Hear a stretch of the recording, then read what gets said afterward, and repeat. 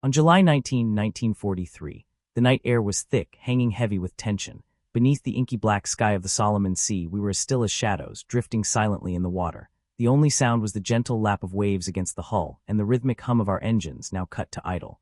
The Japanese destroyer's searchlight swept across the water, cutting through the darkness like a razor. We held our breath, every second stretching into eternity.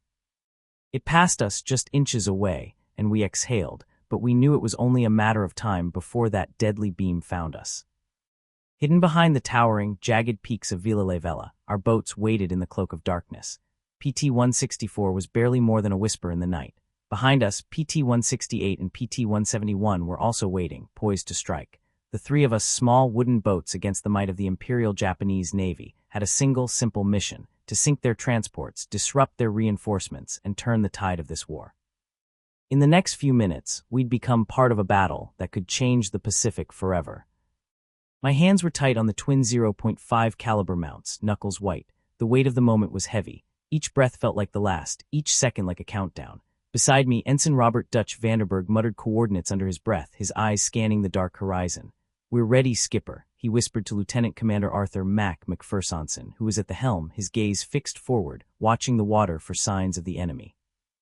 "Patience," Mac said. His voice was calm, steady, though we all knew what was at stake. The Japanese destroyer wasn't our only threat. Behind it were nearly 8,000 enemy soldiers, packed into transports, unknowingly heading toward a trap. If we failed, those soldiers would reinforce Kolombangara, where they'd wipe out our forces in a matter of hours. Tonight, we weren't just fighting for our survival. We were fighting to change the course of the war. At that moment, we were America's secret weapon, small, fast, and deadly. The Japanese didn't know it yet, but the darkness was no longer their ally. We were about to show them why. My name is Thomas "Tom" Harrigan, Chief Petty Officer in the United States Navy Reserve. I was part of the crew of PT-164, one of the first to prove that small wooden boats could sink massive steel warships. People often ask me what it was like to be part of that secret mission, the mission that would forever change the way naval warfare was fought. The truth is, we didn't think about history. We didn't think about making headlines. We only thought about staying alive and doing our job. In exactly 4 minutes, we would unleash hell on the Japanese. But it wasn't just about sinking ships. Every torpedo we carried was a lifeline for American boys fighting on the front lines. Every ship we sank meant one less telegram delivered back home to parents who feared the worst. We were about to change the fate of thousands, and maybe even save our own lives in the process. To understand what we were up against, you need to know what the Japanese Navy was like in 1943. They had perfected the art of night fighting, turning the cover of darkness into a weapon. Since their victory at Savo Island the year before, they controlled the night. Our ships, larger and more powerful, were helpless against their swift, stealthy tactics. The Japanese had no radar, no advanced technology, but they had something far more dangerous: years of training, a mastery of the night, and a fearsome resolve. They called it the Tokyo Express, fast, stealthy supply runs under the cover of darkness. To us, it was the Rat Run. Every night, they moved supplies and soldiers from one base to the next, confident that they were untouchable. But they hadn't reckoned on one thing: us. We weren't big, we weren't powerful. We didn't have radar, we didn't have the guns of a destroyer or the firepower of a battleship. But we had something better: speed, surprise, and a will to fight. We were the PT boats, small, sleek, and built for this exact moment. We were the answer to the Japanese dominance in the darkness, the key to breaking their stranglehold on the Solomon Islands. Mac had drilled into us that our PT boats weren't designed for traditional battles. We weren't here to slug it out in gun duels or to play by the enemy's rules. We were maritime guerrillas, hit-and-run fighters who struck like shadows in the night, and we were about to show the Japanese what it meant to underestimate us. "Stay sharp," Mac said. "If we do this right, we'll be ghosts. We attack fast, hit hard, and vanish before they know what hit them. They won't know we were even here." We were ready. We had to be. This wasn't just another mission. This was the chance to prove that American ingenuity could overcome any obstacle, that a handful of small, determined boats could change the course of a war. The torpedoes were loaded. The engines were tuned to perfection. We were as prepared as we'd ever be. Now, all we had to do was wait for the signal. As the Japanese convoy slowly made its way into range, we could feel the weight of the mission pressing down on us. The time was near. This was the moment we trained for, the moment we would either sink or swim. We were about to show the world what these tiny wooden boats could do. "Here we go," Mac said, his voice low but full of purpose. "When I give the word, we attack, and we don't stop until they're all at the bottom of the sea." We nodded, knowing there was no turning back. Tonight, we would make history. July 1943. The Pacific was a vast and unforgiving expanse. The waters were as treacherous as the battles fought on them, each wave hiding 1,000 dangers and each night a deadly promise. We weren't just fighting the enemy, we were fighting the very environment that had shaped the war. The Solomons were no place for traditional tactics. The Japanese had learned how to own the night. They had made it their domain, their secret weapon. When they attacked at Savo Island in August 1942, they proved it.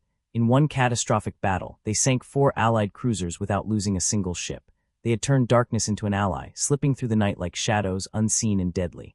It was a perfect ambush, a masterstroke of war. They dominated the darkness while we struggled to hold our ground. At that moment, it became clear we needed something that could counter this, and we needed it fast.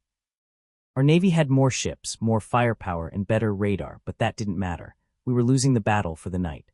Our heavy cruisers and destroyers were built for large-scale confrontations, for wide-open seas. They were not suited for the narrow, choked waters of the Solomons. The island chain was a deadly maze of reefs, hidden strongholds, and towering volcanic islands that the Japanese knew how to navigate with ease. We needed a new approach, something small, something fast, something that could slip through the enemy's defenses like a knife through butter. But how? The answer came not from the admirals or the generals, but from the shipyards of America, from a place where necessity and sheer American ingenuity came together to create something that would change naval warfare forever. The PT boat was born from desperation. It was a weapon of pure innovation. At only 80 feet long and 20 feet wide, it was smaller than most private yachts. Made from laminated mahogany plywood instead of steel, it looked like it could barely survive a run-in with a stiff breeze, let alone a battle. But beneath its delicate exterior lay something powerful. Powered by 3 Packard 51-12 engines, modified from aircraft technology, the PT boat could reach speeds over 45 knots, faster than any destroyer or torpedo ship. This speed would be our greatest asset. We carried 4 21-inch torpedo tubes, each armed with a Mark 13 torpedo, a 20mm cannon, and several 0.5 caliber machine guns. We were lightly armored with only the bare minimum of protection. The living quarters were cramped, hot bunking was common, and you had to sleep in shifts just to make room for everyone. The boats weren't made for comfort, and they certainly weren't made for safety. A direct hit from anything larger than a rifle bullet could turn us into a pile of kindling floating on the water, but none of that mattered. What mattered was the mission. Every PT boat was a gamble. The men aboard knew the risks. Our mission was to strike fast and hard, take down the enemy, and get out before the Japanese even knew what happened. It was a game of cat and mouse, but we were the ones playing the role of the cat. I remember the first time I saw a PT boat. It was February 1943, at the Motor Torpedo Boat Squadron's Training Center in Melville, Rhode Island. I'd just come off convoy duty in the North Atlantic, where I'd seen enough of war to last a lifetime. I was a destroyer sailor, used to big ships with big guns, so when the Navy asked for volunteers to work on these experimental vessels, I didn't quite know what to expect. But they didn't tell us much, except that the casualty rate was expected to be high, over 50%. Out of 200 volunteers, they selected only 40. I made the cut because I could navigate by the stars and had experience with small boats from my days back on Chesapeake Bay. The first time I stepped aboard PT-164, I thought the Navy had lost its mind. This wasn't a warship, it was a glorified speedboat with dreams of grandeur. The hull was wood, not steel. The living space was so cramped that it felt like we were all packed into a tin can. There was no armor to speak of, just a thin sheet of metal around the bridge to keep us from being immediately wiped out by enemy fire. It was nothing like the cruisers I'd known, with their gleaming steel and towering masts. But when Mac McPhersonson, our skipper, took charge, everything changed. Mac was 28 years old, which made him ancient by PT boat standards. His eyes were weathered, his face lined with the kind of experience only war could bring. He'd been stationed at Pearl Harbor during the attack, survived midway, and volunteered for PT boats because, as he put it, "I'm tired of being a target. Time to become the hunter." He was right. The PT boat wasn't meant to fight like a conventional warship. We weren't built for traditional naval tactics. Instead, we were designed to be nimble, stealthy, and quick. We struck when the enemy least expected it, and we were gone before they could retaliate. We were the pirates of the Pacific, the Navy's secret weapon. The crew of PT-164 was a mismatched group of specialists, each of us bringing something unique to the table. Dutch Vanderberg, our executive officer, was a Yale mathematician who could calculate torpedo firing solutions faster than most men could use a slide rule. Carlos Charlie Mendoza, our chief motor machinist mate, had been building racing engines before the war, and he treated the Packards with the same precision he applied to his race cars. William Sparks Patterson, our radio man, came from the submarine service, where he had learned how to operate radios in complete silence. And Patrick "Paddy" O'Brien, our torpedo man, had an almost fanatical dedication to the Mark 13 torpedoes. He treated those torpedoes like they were his children, making sure each one was perfect before firing it. Each of us knew the risks, but we also knew the mission, to strike from the shadows and make every moment count. We were ready because we had no choice. The Japanese had dominated the night for too long. It was time to take it back. April 1943. Training wasn't just about learning tactics, it was about surviving.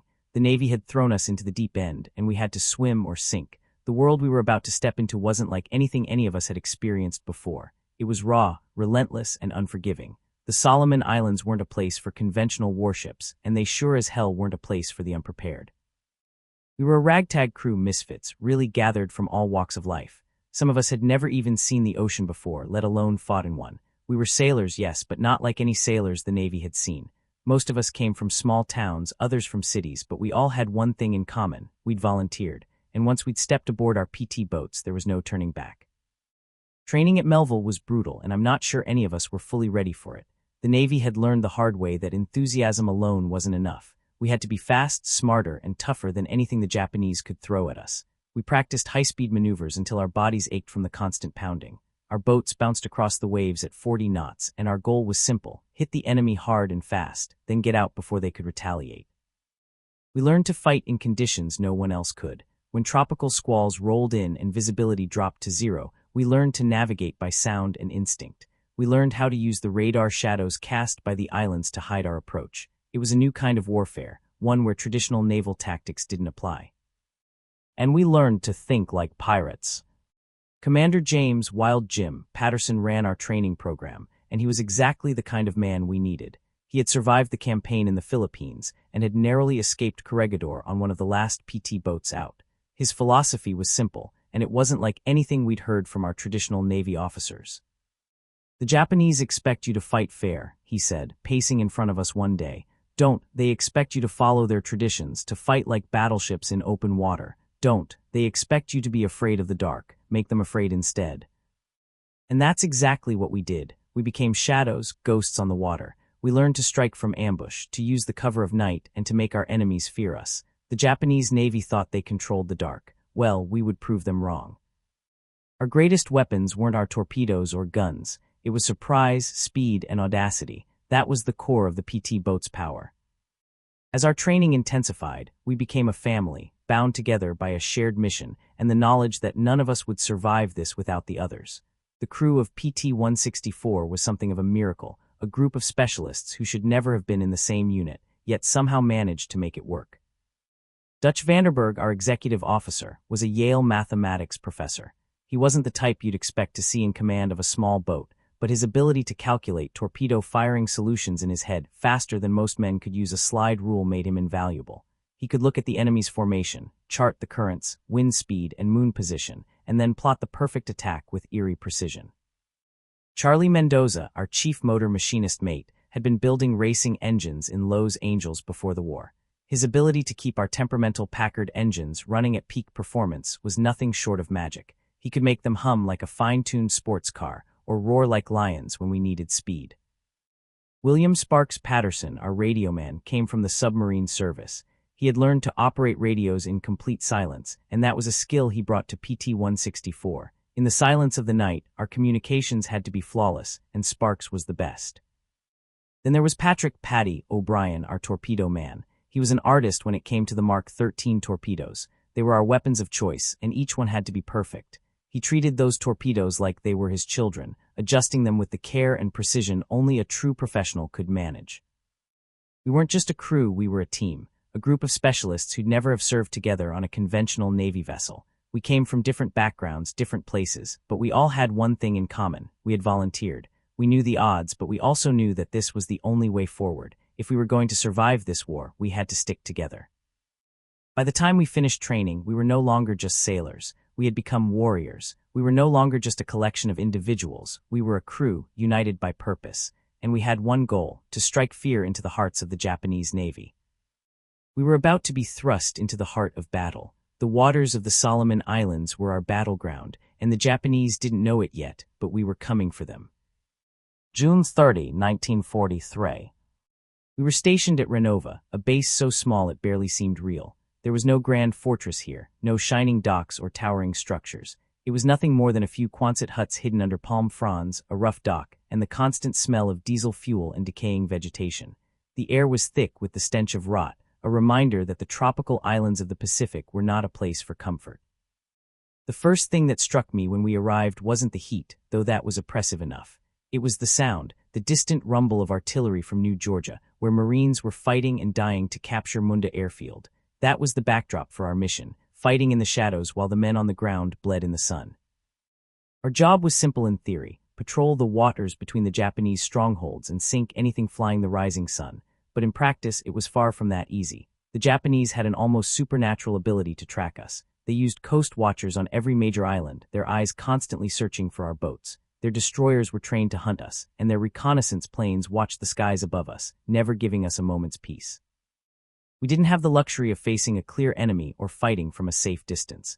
The waters we patrolled were a deadly maze of coral reefs, volcanic islands, and hidden Japanese strongpoints, and the Japanese were never alone. Their convoys came with heavy escorts, destroyers, and trained soldiers, all of whom knew exactly how to fight in these waters. Our first patrol was an absolute disaster. It was July 5th, just days after we had settled in at Renova. The mission seemed straightforward: intercept a Japanese convoy near Visu, but the reality was far worse. We were spotted by an enemy float plane long before we could even close in for an attack. Within minutes, 4 enemy destroyers were charging at us, searchlights blazing, guns firing. The enemy had us cornered, and we scattered like rabbits, trying to find any way to escape. The shells were close, too close. The water around us turned into a storm of explosions, with shrapnel flying in every direction. PT-158, one of our sister boats, took a direct hit from a 5-inch shell. It was gone in an instant, 12 men dead, their boat disintegrated. We spent 4 hours dodging through reefs and islands, praying for a miracle. No torpedoes were fired, no enemy ships were sunk, but we had lost a boat, and we had learned a painful lesson. We could not fight the Japanese like conventional warships. We couldn't afford to engage in a gunfight. We had to strike from ambush, and if we couldn't do that, then we shouldn't engage at all. That night, as we sat in the darkness of our base, licking our wounds, Mac gathered us together. He didn't raise his voice. He didn't need to. His eyes told us everything we needed to know. "We learned something important today," he said quietly, almost to himself. "We can't fight them like destroyers fight each other. We're not built for gun duels. We strike from ambush, or we don't strike at all." It was a hard lesson, paid for with blood, but it shaped every mission that followed. We couldn't afford to make mistakes. If we were going to survive, we had to be faster, smarter, and more ruthless than the enemy. Over the next 2 weeks, we refined our tactics through trial and error. We learned to use the island's radar shadows to hide our approach. We discovered that shutting down 2 of our 3 engines reduced our noise signature dramatically. And most importantly, we learned how to coordinate attacks using simple light signals that the Japanese couldn't intercept. The intelligence network supporting us was nothing short of incredible. Australian coast watchers, hidden in the hills of Japanese-occupied islands, would radio us with enemy ship movements. Native Solomon Islanders, risking death to help us, would paddle their canoes out to meet us with critical information about Japanese positions. Occasionally, we'd even receive decrypted intelligence from Pearl Harbor, giving us exact convoy schedules. But most of the time, we had to rely on instinct. We had to trust each other, because in those waters, we were on our own.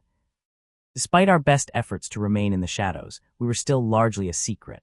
Official Navy communications referred to us as small craft or mosquito boats. The Japanese didn't know our real name, they didn't know who we were, but they were starting to realize something was hitting their convoys. Initial reports described us as submarines or mines, unable to believe that we could be small wooden boats attacking their steel warships. It was a mistake they wouldn't make again.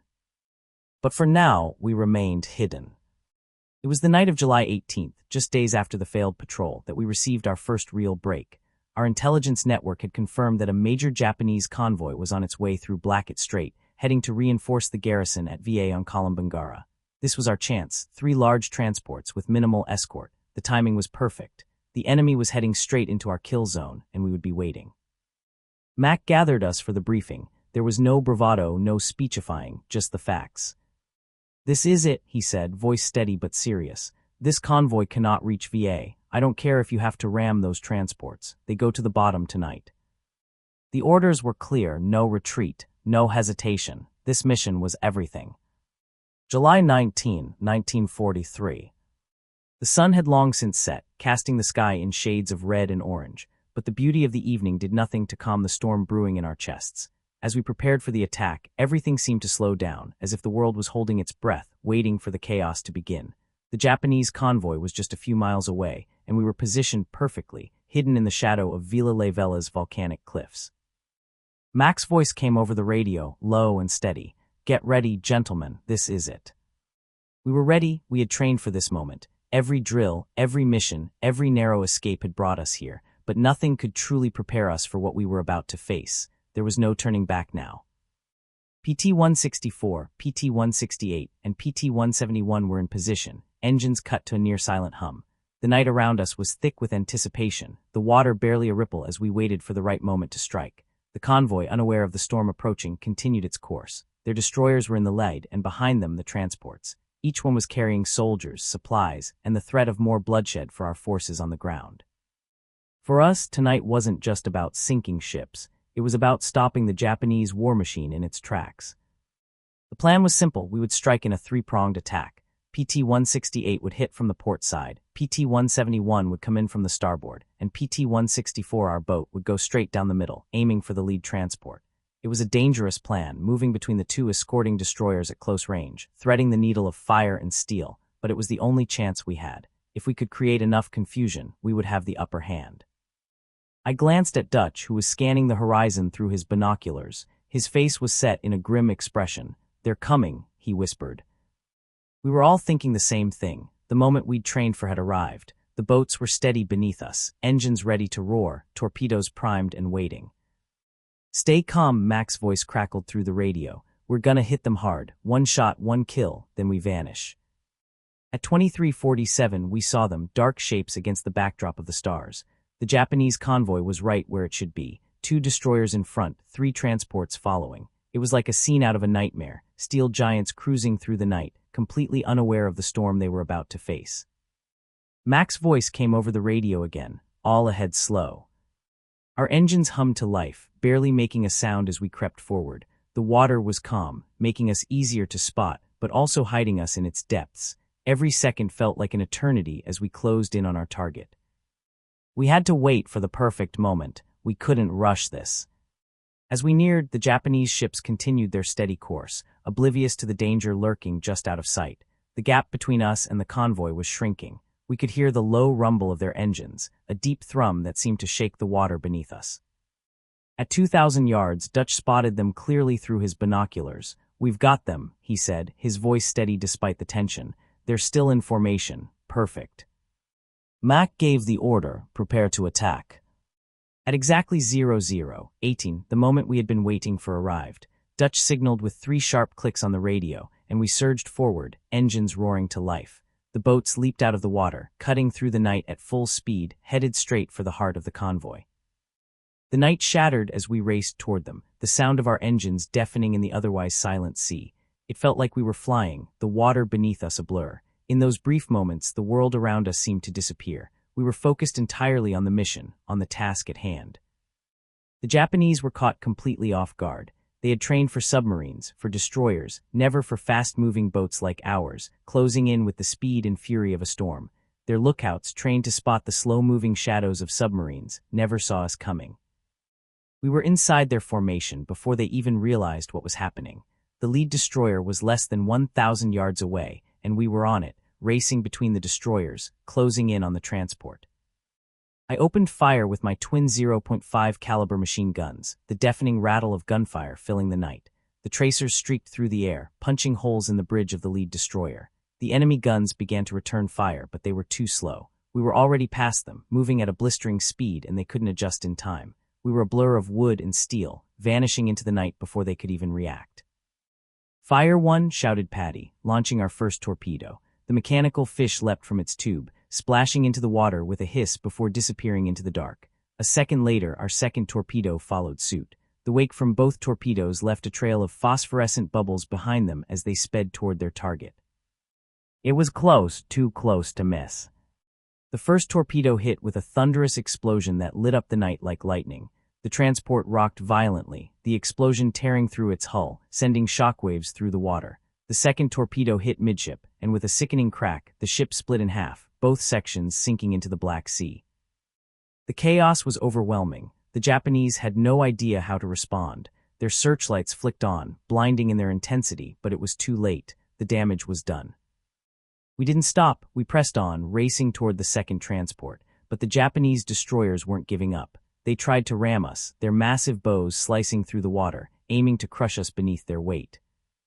Mac threw the wheel hard right, the boat pivoting like a dancer, narrowly missing the destroyer's bow. As we passed, I emptied a full belt of ammunition into their bridge, watching sparks fly as my bullets found their mark. As we turned for another pass, the enemy responded with everything they had. Shells whizzed by, explosions rocked the sea around us, but we had already dealt our blow, and now we were slipping back into the darkness. July 19, 1943. The night erupted into chaos. Our boat sliced through the darkness, a blur of speed and destruction. We had done what we came to do, hit hard, hit fast, and leave the enemy in ruins. But the battle was far from over. The Japanese destroyers were now fully aware of our presence, and the convoy, thrown into disarray, was scrambling to respond. The air was thick with the sound of gunfire, the low rumble of enemy destroyers, and the incessant whine of our engines as we raced through the water. We had just made our first pass, sinking the lead transport and crippling the second, but the Japanese weren't finished yet. Their guns were now trained on us, their searchlights sweeping the water, trying to spot us in the vast darkness. The sea was alive with danger. I could hear the shells whizzing past, the sharp whistle of near misses as the water around us was torn apart by exploding shrapnel. I ducked instinctively, my heart racing. Every second felt like a lifetime. We were too close to stop now. We had to finish what we started. Fire one, Paddy's voice cut through the chaos, his calm demeanor belying the tension in the air. He had already fired our first 2 torpedoes, but there was no time to waste. The second transport was still moving, albeit slower, and we had one more shot to take it down. I watched as the torpedo tubes opened, the mechanical fish ready to fly. There was no time to hesitate. We had only one chance. Fire, I shouted, my fingers tightening on the triggers. The torpedoes leapt from their tubes, leaving twin wakes of phosphorescent bubbles in their wake. The world seemed to hold its breath as the torpedoes sped toward their target. The first hit dead center, the second struck amidships, and the explosion was deafening. The ship lifted partially out of the water, and in that instant, everything seemed to slow down. Then, with a sickening crack, the vessel split in two, its massive bulk sinking into the dark sea. The water around us was alive with the aftermath of the blast, flaming debris falling from the sky, smoke billowing across the water, and the faint, distant screams of soldiers as they were thrown into the sea. It was a sight I'll never forget. But we didn't have time to dwell on the success. The Japanese were responding now, and they weren't going down without a fight. Their destroyers turned hard, trying to ram us with their massive bows, their guns now locked onto our boats. The odds were against us, but we couldn't stop. Mac threw the wheel hard to the right, just narrowly avoiding a collision with one of the destroyers. The ship's bow came within feet of us, the immense weight of the enemy ship bearing down on our tiny wooden hull. It was a move that could have crushed us in an instant, but Mac was a master at the helm. He pivoted the boat like a dancer, sending us careening out of the path of the destroyer, missing it by a hair. As we passed, I opened fire with the twin 0.5 caliber guns, my rounds slamming into the bridge of the destroyer at point-blank range. Sparks flew as my bullets struck home, and I could see the enemy crew scrambling in panic, trying to return fire. But it was too late. We had already moved past them, our boat now surging into the darkness, leaving them in our wake. The battle was far from over. PT-171, our sister boat, was still engaged with the third transport. Joey Antonelli, their skipper, had lined up the perfect shot, but the Japanese destroyers were more prepared now. They had turned their searchlights on him, blinding him with their intensity. The sound of gunfire filled the air as PT-171 took hits from the destroyers. One of the shells slammed into their bow, but by some miracle, it didn't detonate. The warhead on the torpedo needed to spin in the water before it would arm itself, and this one hadn't had the chance. Despite the damage, Joey didn't hesitate. He knew the mission was too important to turn back, but with one of their engines out, and with smoke trailing from their boat, they were forced to abort their attack. They had no choice but to retreat, weaving between the shell splashes as they fled toward the safety of the darkness. We couldn't afford to wait. The element of surprise was fading fast, and the Japanese were now fully aware of our presence. Every searchlight in the convoy was on us. Their guns were firing in every direction, and the water around us looked like a storm torn apart by shell splashes, but we had one last shot. "Launch remaining fish and get us out of here," Mac shouted over the din of the battle, his voice as calm as ever despite the chaos. We had one last torpedo to fire, and we had to make it count. Patty launched the last two Mark 13 torpedoes, but the Japanese ships were already reacting. The remaining transport captain saw the torpedoes coming and managed to maneuver just in time, avoiding the blasts. The torpedoes splashed harmlessly along his sides. It was over for now. We were battered, but we were still alive. Our engines roared to life as we turned away from the scene of devastation. The battle behind us was still raging, but we had done what we came to do. The convoy had been shattered. Two of the transports were at the bottom of the sea, taking over 6,000 Japanese soldiers with them. We regrouped 5 miles south of the engagement zone, our boats battered but still afloat. PT-171 had taken the worst of it, with holes in her hull and one engine out, but we couldn't afford to stop. We came alongside them, helping transfer the wounded and patching up the damage as best we could. PT-168 had taken some hits too, but she remained combat-ready. PT-164, our boat, had somehow escaped with only minor damage, a few shrapnel holes, a burned-out gun barrel, and scorch marks from near misses. We had done our job. We had struck from the shadows, and now the darkness was ours. July 20, 1943. The night was over, but the war wasn't. We had done what we set out to do. We had struck the Japanese convoy, sunk 2 transports, and disrupted their reinforcements. But as we limped back to base, battered and bruised, it was clear the price of victory had been steep. The sea was calmer now, almost eerily so. The chaos of the battle had faded, but the toll it had taken on us was still fresh. We weren't the same crew that had set out hours ago. Each of us was carrying the weight of what had happened, even if no one spoke about it directly. The boat creaked beneath me, its wood scarred from the battle, but it was still floating, and that was more than we could say for the enemy. We had won, but the cost was hard to ignore. PT-171 was in the worst shape, with multiple holes in her hull and one engine completely out of commission. The crew had done what they could to plug the leaks, but there was no denying the boat was in rough shape, but at least they were still afloat. That was more than we could say for PT-158, which had been blown to pieces hours earlier. 12 men had been lost in an instant, their boat disintegrated by a direct hit from a 5-inch shell. The thought of them, those men who had been with us only hours before, hit hard. There was no time to mourn, not yet, but the weight of that loss hung over us. We made our way back to Renova, a journey that should have taken only 3 hours, but the reality of our situation made it feel like an eternity. Every minute felt like a small eternity as we threaded our way through the maze of islands, staying hidden from the enemy's prying eyes. We were only a few miles out when we saw the Japanese float planes beginning their search, scouring the waters for any sign of us. We had to stay hidden, blending into the islands, as if we were just another shadow in the night. The irony wasn't lost on me. We had spent so much time hunting the Japanese in the dark, and now we were doing the same, hiding from them. Every minute we spent out there, waiting for the enemy to pass, felt like we were playing a dangerous game of cat and mouse, but that was the nature of this war. It wasn't just about sinking ships or taking ground. It was about survival, about staying one step ahead. By the time we reached Renova, the sun was beginning to rise, casting a pale light over the horizon. The journey had taken us 14 hours, a trip that should have been no more than 3, but we made it back bruised but alive, and that's what mattered. The debriefing was exhaustive. We had to recount every detail of the mission, the enemy's movements, the weapons they used, the tactics they employed. The intelligence officers were hungry for information, and we gave them what we could. Every scrap of information was precious. The lessons learned from our mission would be distributed to every PT squadron in the Pacific, giving them the tools to fight more effectively, to outthink the enemy, and to survive. But the immediate impact was even greater. We had disrupted the Japanese reinforcement schedule. We had prevented thousands of soldiers from reaching their destination, from reinforcing the garrison at VA on Kolombangara. 2 transports were gone, and nearly 6,000 soldiers had been lost. That was a blow the Japanese couldn't easily recover from.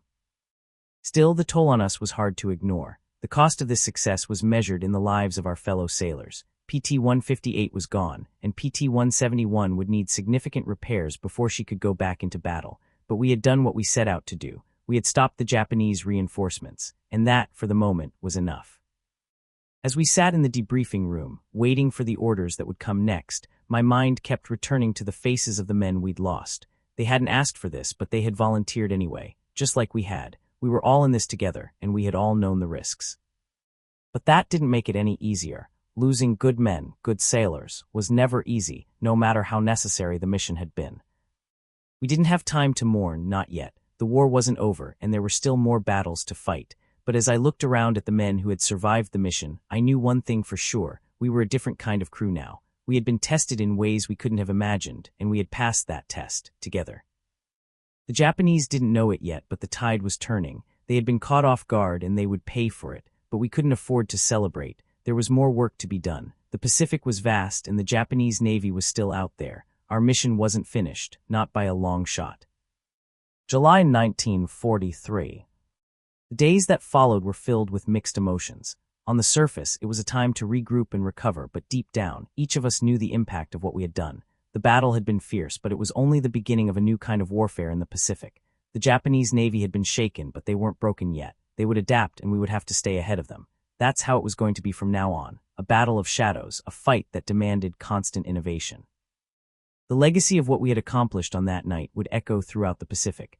Our success hadn't been about firepower or technology. It had been about the way we fought, stealth, speed, and audacity. The PT boats weren't just small craft that fired torpedoes and made fast escapes. We were an entirely new concept in naval warfare. The Japanese, used to dominating the seas at night, now had to contend with a new, unpredictable enemy. We had made them doubt the very darkness they once ruled. The psychological impact was enormous. The Japanese had relied on their established strategies, superior night fighting, larger fleets, and overwhelming numbers, but the PT boats were proving that size and power weren't everything.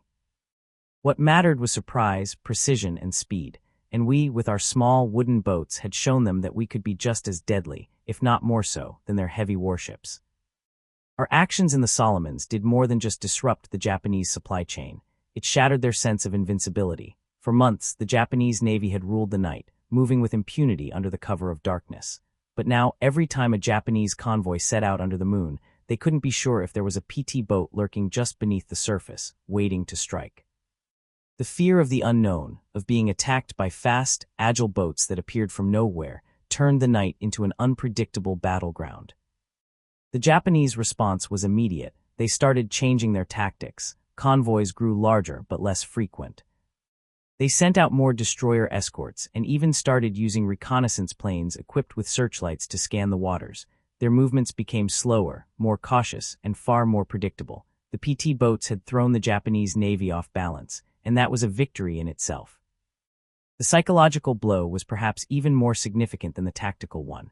When the Japanese soldiers, waiting for reinforcements, learned that the ships they were counting on were at the bottom of the sea, morale began to crumble. This wasn't just about losing ships. It was about losing the certainty they had relied on, the certainty that they could move supplies and soldiers freely, whenever and wherever they pleased. But the PT boats didn't just change the way the Japanese moved through the night, they changed the way the world viewed naval warfare. The concept of small, fast, and deadly boats wasn't new. The British had experimented with similar designs. But it was the American innovation, the willingness to take risks and defy conventional wisdom, that turned the PT boat into something more. We had proved that courage and ingenuity could overcome size and strength. The legacy of the PT boats would live on, not just in the Pacific, but in naval warfare as a whole. In the weeks following the attack, the PT boat program expanded rapidly. More boats were built, more crews trained, and more bases set up across the Pacific. Each new squadron that joined us in the fight was a testament to the success of our strategy. The boats were improved, better engines, better radar, and more armor, yet they still carried the same essence that had made the first PT boats so revolutionary: speed, surprise, and audacity. As the war progressed, PT boats would continue to play a key role in every major operation. From the Philippines to the Mediterranean, from the English Channel to the rivers of Europe, the lessons we had learned in the Solomon Islands were applied to new theaters of war. The PT boats would become a symbol of American resilience and adaptability, proving that even the smallest force could have a massive impact on the outcome of a war. But the price of success was always there, hovering in the background. We knew the risks. We knew we were part of something new, something that could change the course of history, but it came at a cost. We had lost men. We had lost boats, and in the months that followed, we would lose more. I can still remember the faces of those who didn't make it back, the men from PT-158, the crew of PT-171. I can still see their faces in my mind, even though they were lost to the sea. Their sacrifices weren't in vain. They had proven that the PT boats could make a difference. They had shown the world that small boats, made of wood and powered by nothing more than human courage and innovation, could take down a steel giant.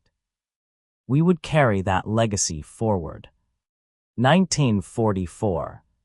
The war was far from over, but the course of the Pacific had already been changed. The legacy of the PT boats wasn't something that could be measured in just torpedoes fired or ships sunk. It was in the disruption we caused, the fear we instilled, and the lessons we passed down to the generations of sailors who would follow. But for those of us who served on the PT boats, the impact was far more personal. We were a part of something larger than ourselves, something that would shape the future of naval warfare, but it was also something that would forever change each of us. By the time I returned to the Pacific in 1944 as the executive officer of PT-321, the boats had changed. They were faster, better equipped, and more reliable. The radar was improved, the armor had been upgraded, and the torpedoes were more accurate. But the heart of the PT boat still remained the same. It was still about speed, surprise, and audacity, and those principles would continue to guide us as we took on the Japanese Navy once again. The tactics that had been developed in the Solomons were now standard doctrine for every PT squadron in the Pacific, but with that standardization came a sense of pride, because we knew we had been part of something revolutionary. We had proven that even small, fast boats could change the outcome of a war. We had shown the world that ingenuity and determination could overcome the most entrenched traditions. One story that always stands out to me is from October 1944 during the Battle of Leyte Gulf. A squadron of PT boats, outgunned and outnumbered, attacked the Japanese battleship Yamato, the largest warship ever built. We knew our torpedoes wouldn't penetrate the battleship's thick armor, but we attacked anyway. The Yamato turned to avoid us, buying precious time for the American carriers to escape. We didn't sink the giant that day, but our courage saved lives. And that was what the PT boats were all about, doing what needed to be done, even when the odds were against us. Our bases, too, became legends, places like Renova, Chalagi, and Mios. They weren't like Pearl Harbor or San Diego, where officers lived in comfort and safety. Our bases were muddy hellholes, filled with mosquitoes, malaria, and a constant sense of danger. Yet in those conditions, we found a sense of camaraderie that would bond us for life. We lived on Spam and cigarettes, waiting for mail that never came. The only entertainment was poker and rumors, but somehow our morale remained high. We knew we were making a difference, and that was enough. The natives of the Solomon Islands were crucial to our success. Without their help, we would have been blind in the dark, unable to track the enemy's movements. They risked their lives to provide us with intelligence, guiding us through reefs, rescuing downed airmen, and bringing us vital information. Many of them paid with their lives when caught helping us, yet they never hesitated. Their bravery was as vital to our success as any torpedo or gunfire. The Coast Watchers, those unsung heroes hiding on Japanese-occupied islands, were our eyes and ears. They would radio us with enemy ship movements, saving us from surprise attacks and helping us position for the perfect ambush. We never met most of them, but we owed them our lives. Their sacrifice and dedication made our missions possible. Even with all the improvements, the PT boats remained crude by modern standards. We spent as much time maintaining our boats as we did fighting in them. The saltwater corroded everything. The heat rotted wood and fabric. High-speed operations tested every part of the boat to its limit. We became mechanics, carpenters, and electricians by necessity. A PT boat with engine failure in enemy waters was a death sentence, so we treated maintenance like a religion. We also learned to live with the dangers of the Solomons. Tropical squalls could appear from nowhere, turning calm seas into walls of water. Lightning could fry our radios, and the heat could make us pass out at the helm. But the bad weather was as much our friend as our enemy. It hid us from enemy aircraft and made our boats harder to spot. Looking back, I'm amazed we survived. We were kids, really just young men thrown into a war that killed millions. We made mistakes that should have killed us, took risks that make me shudder in retrospect. But we also accomplished something remarkable. We proved that small, fast boats could change the course of a war. We showed the world that American sailors, many of whom had never seen the ocean before Pearl Harbor, could defeat the best navy in the world at their own game. By the time I was rotated back to the States for new construction training, the PT boat program had grown exponentially. New boats were built, better equipped, and ready for the next wave of battle. But the lessons we had learned in the Solomons in the heart of that brutal war would live on. We had proven that courage mattered more than size, that innovation could overcome tradition, and that even the smallest force could have a massive impact. When I think of the legacy of the PT boats, it's not just about the ships we sank or the battles we won. It's about the proof that free people, fighting for their freedom, could overcome any tyranny. The Japanese, who had studied us for years, never saw us coming. We were small, fast, and deadly. We were the mosquito fleet that brought down an empire, one torpedo at a time. As I sit here now, years after the war, I can still hear those Packard engines roaring in the night, still feel the spray of Solomon sea water on my face, and still smell the cordite and diesel fumes. Most of all, I remember the pride of being part of something that changed naval warfare forever. We didn't just fight the Japanese, we changed how wars would be fought from that day on.